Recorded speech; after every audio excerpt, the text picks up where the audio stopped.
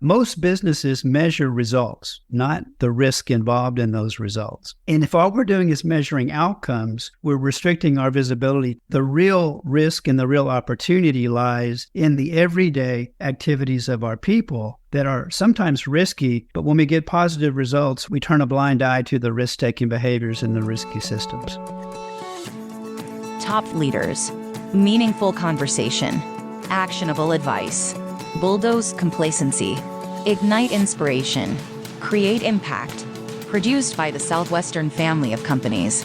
This is the Action Catalyst. Today's guest is K. Scott Griffith, the founder and managing partner of SG Collaborative Solutions, who has gained a reputation for world-class reliability and collaborative skills in high-consequence industries across the globe, such as aviation, healthcare, nuclear energy, and more. He has worked with American Airlines, NASA, and others to present the secrets to managing risk and preventing catastrophe, and now brings those secrets to organizations of all sizes in his book, The Leader's Guide to Managing Risk, a proven method to build resilience and reliability. We hope you enjoy. Hi, Stephanie. How are you? Hey, I'm doing great, Scott. It's my pleasure.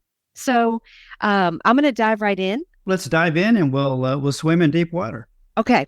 So in your background, you built this reputation for world-class reliability in high consequence industries across the globe. So can you put some legs under that table for me? Absolutely. So the term high consequence industry, it's a little bit of a misnomer. It originally was used in those industries where catastrophic failures could result in the blink of an eye. So think about a plane crash. On a more human level, think about a police officer in the blink of an eye, things can go catastrophically wrong. A surgeon on an operating table, a nurse administering a medication. So those are industries where the consequences of failure are sometimes immediate and catastrophic. So my reputation started in aviation, where I was the chief safety officer at the world's largest airline, and I developed a program known as A.S.A.P, which led to a 95% reduction in the industry fatal accident rate. From there, I was invited by the Surgeon General, David Satcher, years ago in 2000, to come to Washington and meet with a group of healthcare professionals under the Health and Human Services Department and explore the potential for the aviation success to be migrated into the healthcare industry. So for about the last 2 decades, I've worked in multiple industries, including healthcare, aviation, law enforcement, emergency medical services, and nuclear power. I wanted to take the lessons that I've learned and the strategies I've developed to any business, because at some level, any business or organization is high consequence to the people involved, the owners, the employees, the shareholders. So what has worked in those high consequence industries can absolutely work in any business. You said you have a 95% improvement. That is significant. So tell me about what are some of these principles that you found really translated regardless of the industry? That's right. So it was astonishing in the sense that a group of industry professionals came together with a common goal to keep the public safe, to keep planes from crashing. And so what we were successful doing is bringing in a regulator that had previously been very rules-based enforcement posture to become a more risk-based oversight agency. So the Federal Aviation Administration, we helped move them from a position of it's all about the rules to it's all about how we manage the risk.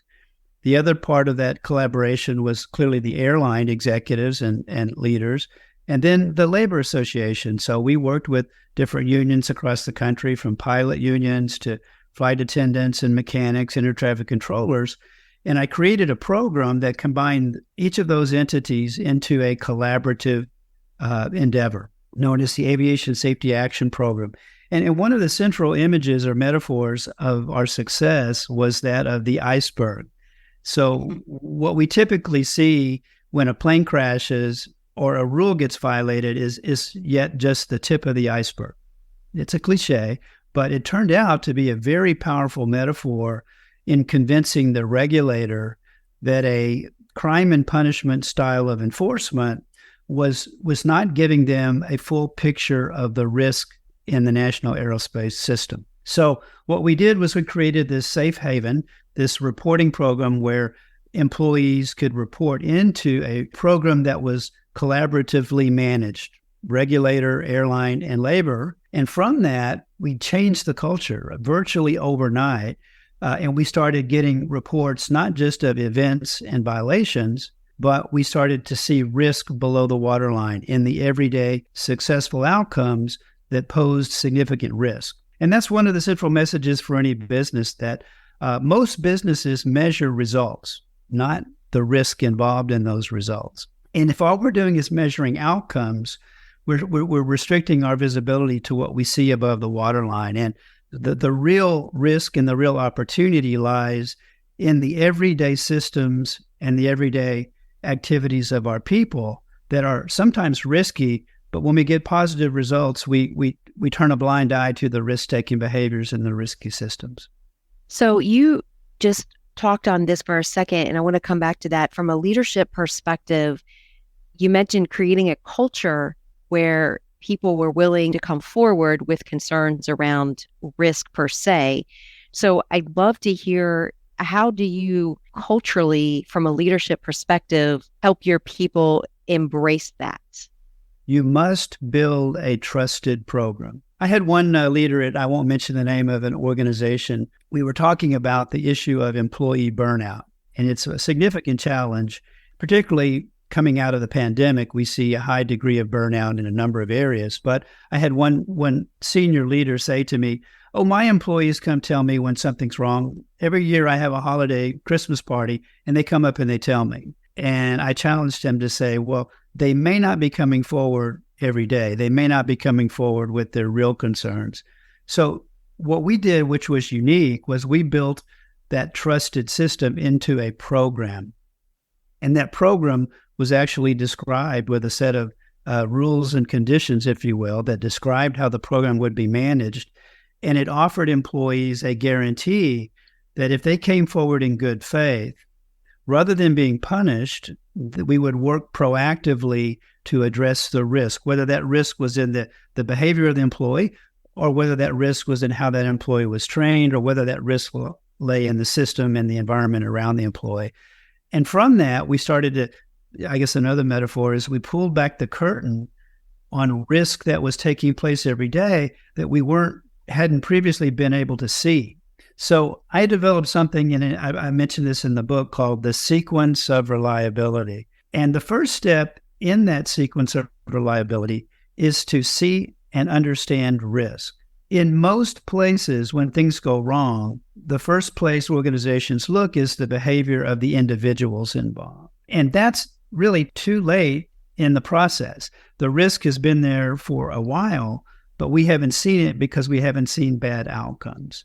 Think about driving our car. Let's give an example we can all relate to. Let's play a little game. Do you have car insurance for the car you drive, Stephanie? I do. Yes. Okay, so I'm going to pretend like I am your insurance agent. Would you agree that if we could find out how you drive every day, day in, day out, that would give us a better profile of the risk of you driving a car than if we just look to your recent accident rate or record? Sure.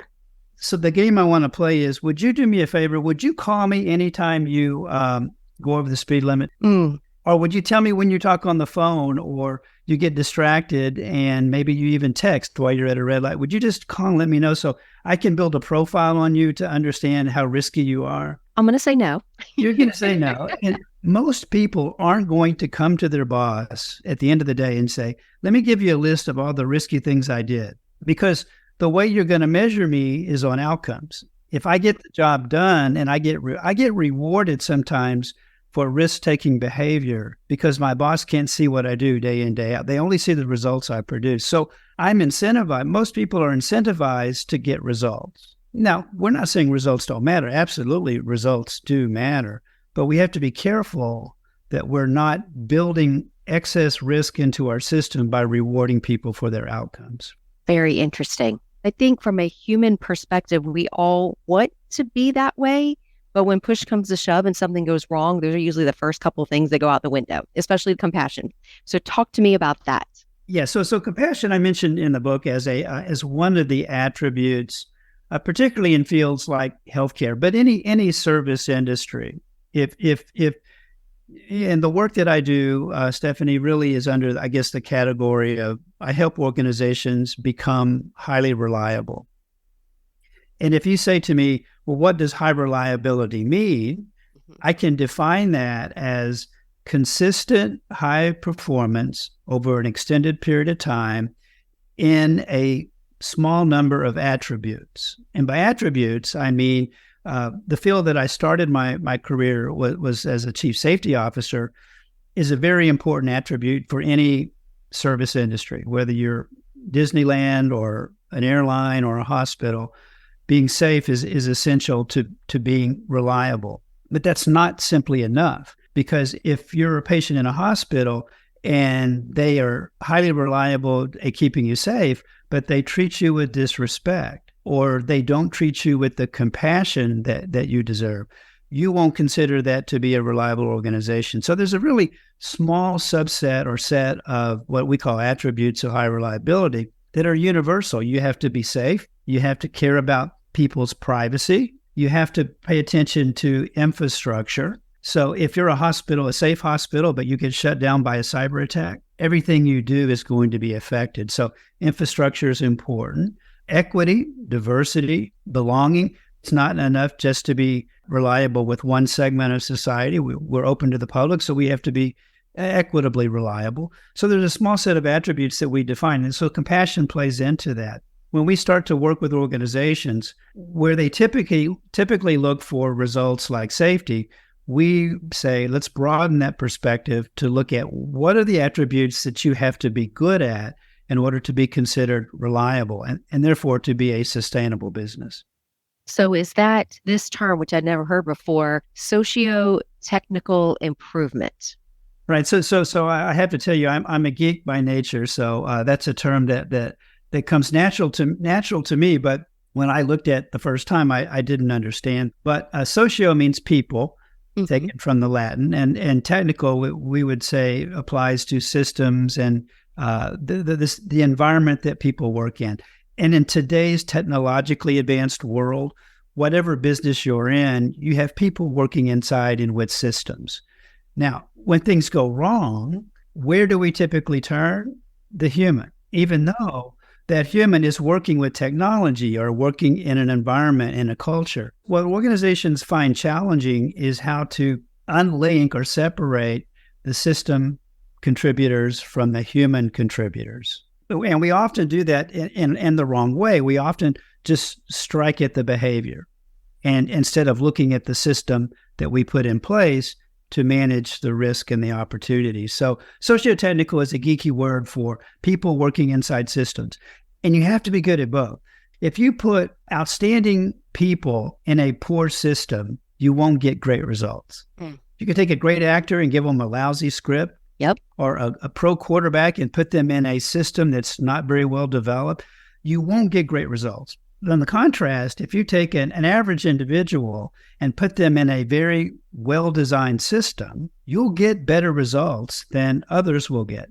And so the second step in what I have called the sequence of reliability, after we look to seeing and understanding risk, is to build reliable systems. And we do that because now, once we have seen and understood the risk, built a reliable system, now we can focus our attention on making the human reliable, the employees reliable.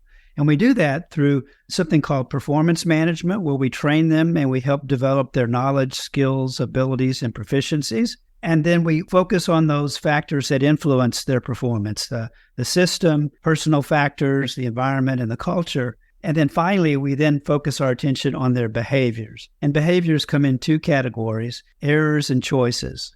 And guess which one poses the greatest risk in our daily lives? The errors we make or the choices we make? Which would you think is most consequential to the outcomes? Well, I've got 2 teenagers right now, so I'm going with choices.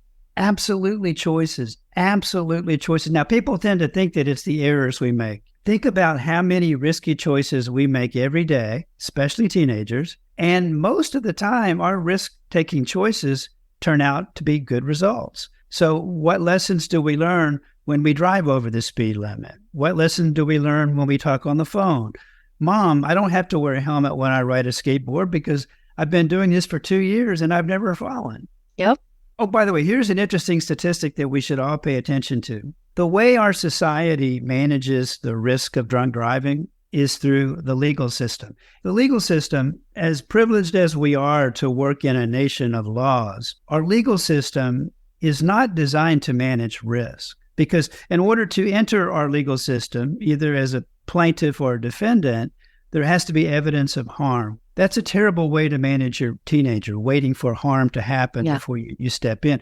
So the way we manage drunk driving is a police officer will pull you over if they suspect that you're driving intoxicated, or there's a car crash where we take your blood alcohol level. Well, on average, the National Highway Traffic Safety Administration told me that on average, for every drunk driver arrested, they have driven drunk 88 times previously without having been caught. So most of the time in our society, that risk is out there interacting in the socio-technical world, and we don't see it. Man, that's a stunning statistic, isn't it? One thing we all have in common is that we all make mistakes and we all make risky choices. The funny thing about the human brain, and this gets into neuroscience, is that we learn most from our most recent experiences. So when we do something, no matter how we were trained, when we get by ourselves and no one's watching and we cut a corner and nothing bad happens, oftentimes we learn the wrong lesson from that successful outcome. Mm-hmm. We do these things repeatedly because we don't see and understand the risk. And we learn the wrong lessons from our successful outcomes. And so we end up surprised when catastrophe occurs. Mm-hmm. So where did your passion for all of this come in? I mentioned that I was a geek, and as an example of that, have you ever heard of a TV show called The Big Bang Theory? Absolutely. I watched it for 2 years, and I thought it was a documentary. I didn't know.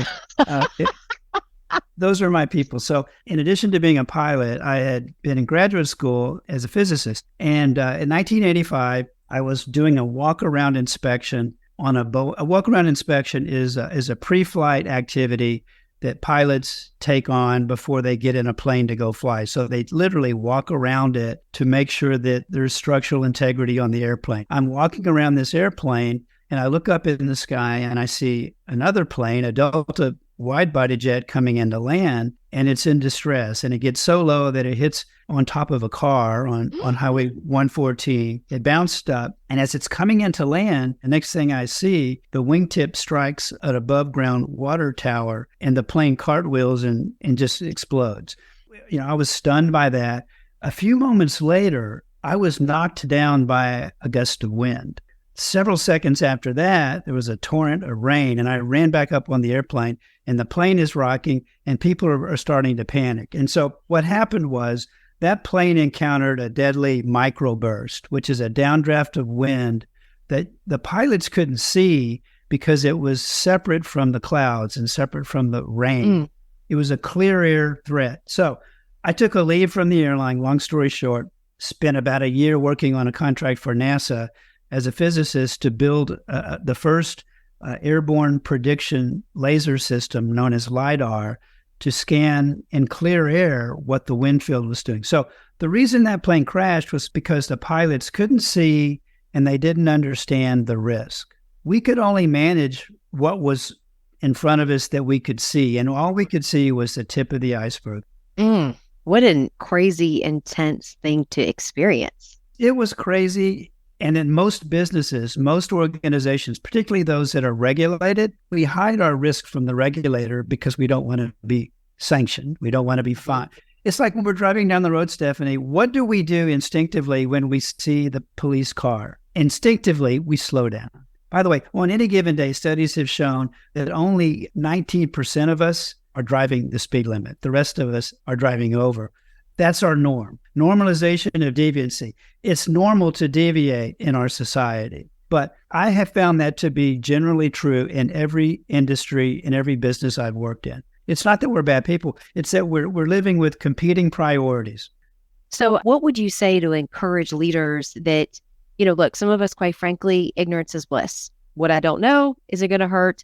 And I'll deal with whatever happens when it happens. What do you say to leaders who want to stay ignorance is bliss? Well, that's probably the best question I've heard in all year, Stephanie. And here's my answer talking to a leader, particularly a CEO. And I understand CEOs have people who handle risk management. What CEOs are all about are opportunity and sustainable success. If you're a CEO, you want to go out and capture you want to build a business. And once you build it and take advantage of those market opportunities, you want to be able to sustain it. The world is filled with successful businesses that crashed because they couldn't see the risk ahead of them. We've seen businesses not adapt. And we're not saying be risk averse to the CEO. We're saying be risk intelligent. Go grasp the opportunities in an intelligent way. And so to do that, you have to be good at some of the things you're not known for, you're not good at as a business.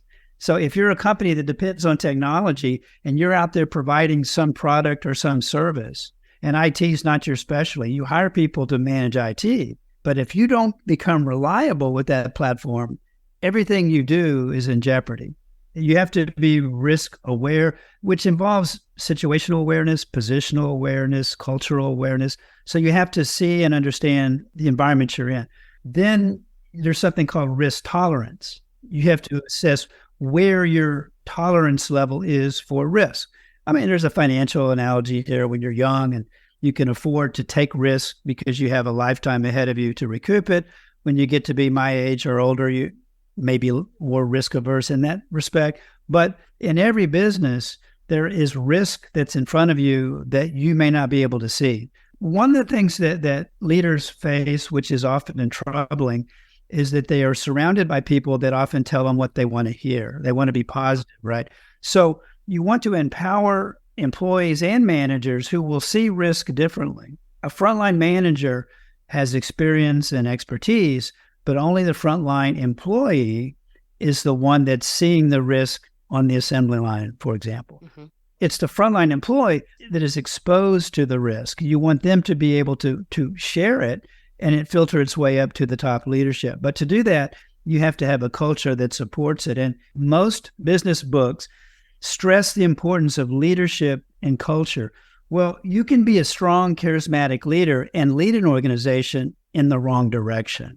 And what do most CEOs, not all, but most CEOs, when they come in, they want to set a new tone. There's a new path here. They want to make their mark, which may be different than the previous CEOs. But what we all want, and particularly shareholders, is sustainable success over the long term. And to get that, you have to go beyond leadership and culture into building systems that become reliable, and that each manager, each CEO inherits reliable systems. Again, you put great people in a system that breaks down, you won't get great results. So there's a sequence to it. Let me just summarize it. Step one of the sequence of reliability is see and understand risk. You can see a risk and not necessarily understand it, or like our drunk driving example, we can understand it, but not necessarily see it when it happens. You have to do both. Seeing and understanding risk is step one. Building reliable systems is step two.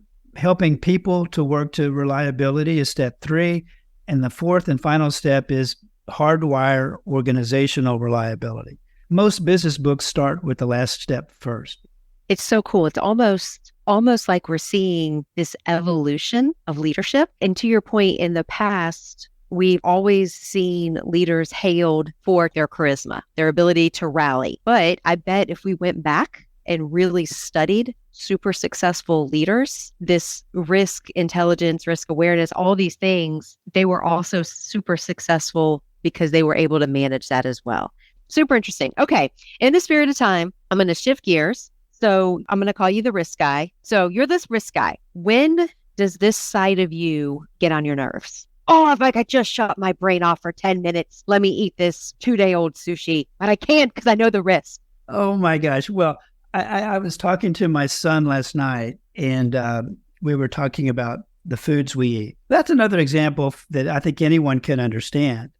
right? When we're trying to manage our health through our diet, and food is part of our well-being, right? The foods we eat have dramatic effect on our health and how we feel and how we act. And I tend to focus in at my stage in life at trying to encourage those around me to make smart choices.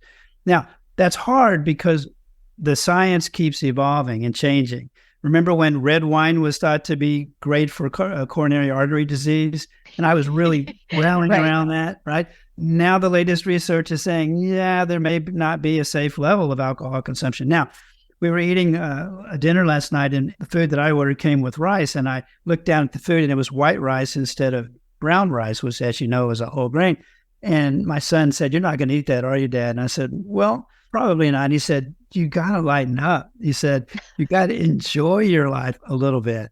And so, okay, we see it, Dad. We understand it, and we're going to do it anyway. So it's the natural deviation, right? That's right. Teenagers are good for helping you keep a perspective on that. I love it. Thank you so much for walking us through this. Well, Stephanie, I would just say thank you for the opportunity to speak to you and your audience today. It's been a pleasure.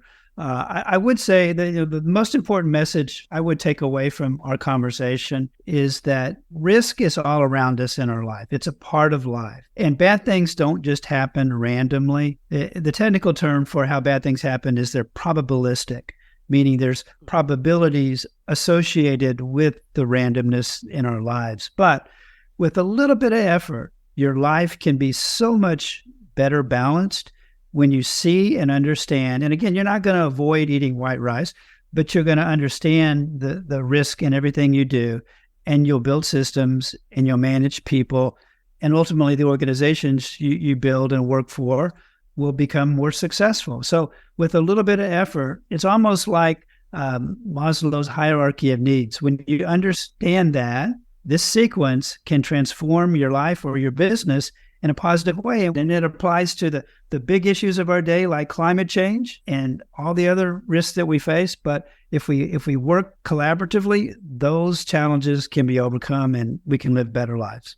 That's awesome. Thank you so much. Oh, it was a pleasure. Stephanie, you're a great interviewer too. It was a lot of fun. Thank you.